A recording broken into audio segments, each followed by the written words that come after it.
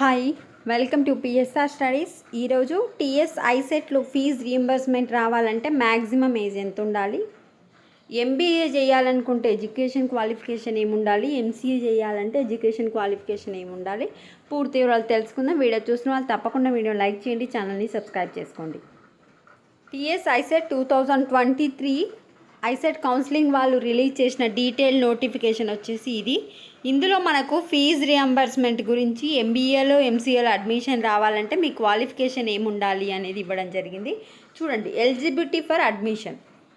Maximum eligible age for obtaining scholarship is 30 years for OC క్యాండిడేట్స్కి maximum 30 years ఉండాలి. Maximum ఇప్పుడు ఐసెట్లో join అయ్యే వారికి 21, 22 ఉంటాయి కదా, 30 years ఓసీ వాళ్ళకి, అండ్ అదర్స్కి వచ్చేసి 34 years మ్యాక్సిమం ఏజ్ మీకు స్కాలర్షిప్ రావాలి అంటే ఎంబీఏ ఎంసీఏ చేయాలి అనుకుంటే.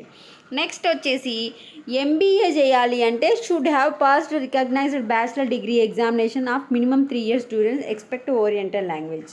ఓరియంటేషన్ లాంగ్వేజెస్ కాకుండా మిగతా డిగ్రీ 3 years కంప్లీట్ చేసిన ప్రతి ఒక్కరూ ఎంబీఏ జాయిన్ అవ్వచ్చు. అంటే ఎంబీఏ ఏ గ్రూప్ వాళ్ళైనా జాయిన్ అవ్వచ్చు.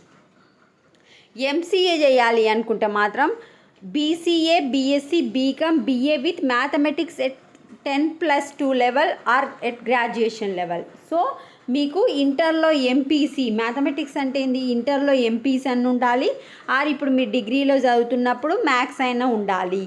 సో ఎంబీఏకి ఎలాంటి రూల్ లేదు, ఎవరైనా పోయి జాయిన్ అవ్వచ్చు, అంటే ఏ గ్రూప్ వాళ్ళైనా జాయిన్ అవ్వచ్చు. ఎంసీఏకి మాత్రం ఇంటర్లో మ్యాథ్స్ ఉండాలి, లేదా డిగ్రీలోన మ్యాథ్స్ ఉంటే మాత్రమే మీరు ఎంసీఏలో జాయిన్ అవ్వడానికి వీలుంటుంది. Next, the qualifying degree obtained by distance mode program. అంటే ఎవరైనా డిస్టెన్స్లో చేస్తే అయితే యూజీసీ ఏఐసిటి రూల్స్ ప్రకారం మీ యొక్క సర్టిఫికేట్ అయితే ఉండాలి. అదర్ స్టేట్ యూనివర్సిటీ వాళ్ళు ఈక్వివాలెంట్ సర్టిఫికేట్ మనకు in respect of other state university degree candidates shall submit equivalency certificate issued from the Osmania university. వేరే స్టేట్ వాళ్ళు కనుక మీరు ఎవరైనా ఉంటే ఆ స్టేట్ వాళ్ళు ఉస్మానియా యూనివర్సిటీ నుంచి ఏదో సర్టిఫికేట్ తీసుకోవాలి అంట.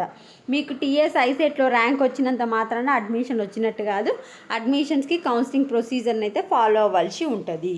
ఇది ఈరోజు వీడియో. మీకు ఇంకేమైనా కామెంట్ సెక్షన్లో డౌట్స్ ఉంటే మెన్షన్ చేయండి. వీడియోని లైక్ చేయండి, ఛానల్ సబ్స్క్రైబ్ చేసుకోండి. Thanks for watching.